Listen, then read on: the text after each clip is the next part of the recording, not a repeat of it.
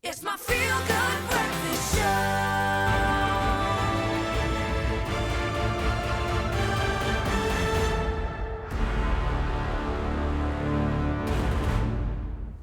Welcome back, everybody. This is your Feel Good Breakfast Show. Hope you enjoyed the first hour and a half with us. We had lots of recipes, but of course, JP Sebastian is back. He's bringing us all the latest movie trailers. Now, early on, we had three great movies to check out at Cannes Film Festival, which is happening right now. But he is back with another three just for you, JP Sebastian. Hey. You ready? Yes. Feeling sleuth-like again. First, I think there's a conspiracy against me here. They just make as if they probably We like. honestly, I think we should feel me up. I think we should have Expresso behind the scenes because the things Super that action-packed, happens right? behind the scenes, people will have no idea. You look like you know a lot more than I do. Tell you what, let's talk about what I do know, which is movies. So, again, these are just trailers that came out in the last week. Stuff that I found enticing that I hope you will find enticing too. Give me the first name, because somehow it slipped my mind. I'm actually... Come on. We're testing your brain, yeah? Yes, it's A Chiara is the first movie There that we we're go, talking A about. Chiara. Yes, not totally old age over here. And this is a movie that's received huge amount of plaudits, huge amounts of praise already from critics all over the world. The main actress is the one that everyone's looking at. It is Sumeri Rotolo. Good grief, these names that I'm screwing up today. I'm so sorry, South Africa. But hey, it's an Italian movie, and it's good once in a while that we try and frustrate ourselves with some sort of foreign names, etc., etc. So the story being is that it is a young lady who... I was actually just talking to my sister the other day about this, about The Godfather, Francis Ford Coppola's movie. And in that, there are a lot of wedding scenes. There's a lot of like celebrations and exuberation and excitement about life and silver linings and all that kind of thing. However, year after the 18th birthday party of her sister, the young lady sees that stuff is not everything it seems in her family. And that stuff is kind of going down, especially if you're in Calabria, in Italy, and you're a high-profile, high-society kind of family. You got to know who the links are and what the links are. She ends up looking for her father, who takes flight during the night under strange circumstances. I don't know if he takes flight. We'll find out when the movie comes out, or whether he was a mark, a target for a hit. It's all obviously very mysterious, all obviously very much in the fog. But, geez, this kid...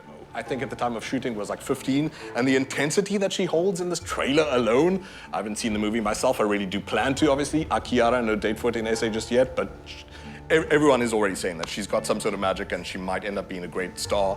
Hopefully she stays that kind of path, but we all have to at least see the beginning of the path, which is her walking into this fog of, is my family in the mafia? In the movie A Chiara. I love how today you're just Yes. giving us like different versions. You're giving us a bit of drama, you're giving us a little bit of suspense. You're even giving us some animation today. Yes, yes, yes. Which is the next one, and that is the Deer King. Yeah, and there are important names attached to this too. Masashi Ando. Woohoo! I got a name right. One of the directors. So Masashi Ando was one of the animators for things like Princess Mononoke. Did a lot of work previously for Studio Ghibli. This isn't Studio Ghibli, however. That name, hopefully, a lot of people already know by now in SA. If you don't know it, you owe yourselves. Ghibli is a miracle. It's truly one of the most miraculous pieces of like companies to have made cinema ever. The Deer King, however, is Production IG, another great company. Previously did Ghost in the Shell. There's a lot of similarity in the Deer King to the movie I just mentioned. For a start there's the deer who looks very much like Yakul. There's the boar, who you might remember if you watch Princess Mononoke, and the arm that looks like it's cursed in the very same way. So I'm worried about how much is actually just like hijacking from other movies, but it looks pretty enough in a lot of scenes, and it is dealing with talented staff, including, like I said, from Production IG, who have a great many very impressive animated movies under their belt. No date for this in SA just yet. The Deer King, however, looks like it does speak to important issues about the clash between nature versus industrialism.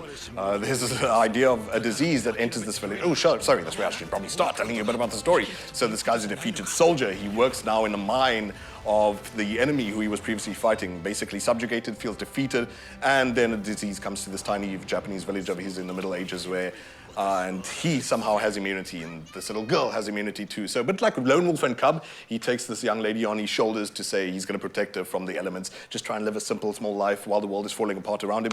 The Deer King, however, has bigger plans, I'm sure, when it comes out in SA. Probably will come here with like a Japanese film festival, probably a streaming service. I'll let you know when it does come if you're into this sort of thing.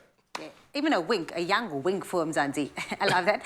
Yay. We have the last one, which is Neptune Frost. Tell us all about it. Exciting looking stuff too. So we're all over the world today. And this is half Rwanda and half the United States. And the most important name on here for me is a poet who I was so privileged to have seen in the flesh, Saul Williams, who's one of the greatest we have, also a hip-hop artist, and has had his hand in acting before. I don't know if you remember the guy in the movie K-Pax, who was the guy with the afro, another story for another time. Neptune Frost, however, is this bent that we're taking now of what they refer to as, say, Afrofuturism. And it's not, well, it's making a resurgence now. It's a genre that's been around for a while. There was that Beyonce movie, He Is King, what's the name of it? Black is King. I'm sorry. How dare you? Tabisa will come for you. I'm Don't ever. 36 years old. I think Beyonce is a type of, I don't know, marmalade or something like that. But yes, so following in that similar kind of vein, that sort of futurism, pastism, the sense of breaking through the colonial sort of confines of what we think Africa is and what the future might be.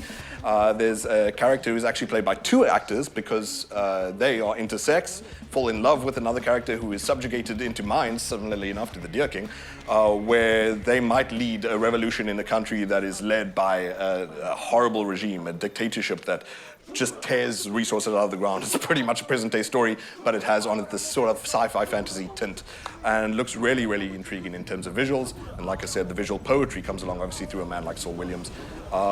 Pretty excited about this. No date for it in SA just yet, but getting a lot of praise from critics all around the world and all sorts of fancy people like that. I hope that it gets some sort of airtime, some sort of screen time, large, small, who knows what, in South Africa when it comes here. You should get all of the praise, JP Sebastian. As always, it's so great to have you with us. You let us know at home if there's any movie that JP mentioned today that you are looking forward to see. But I know something you're all looking forward to is The Island Life.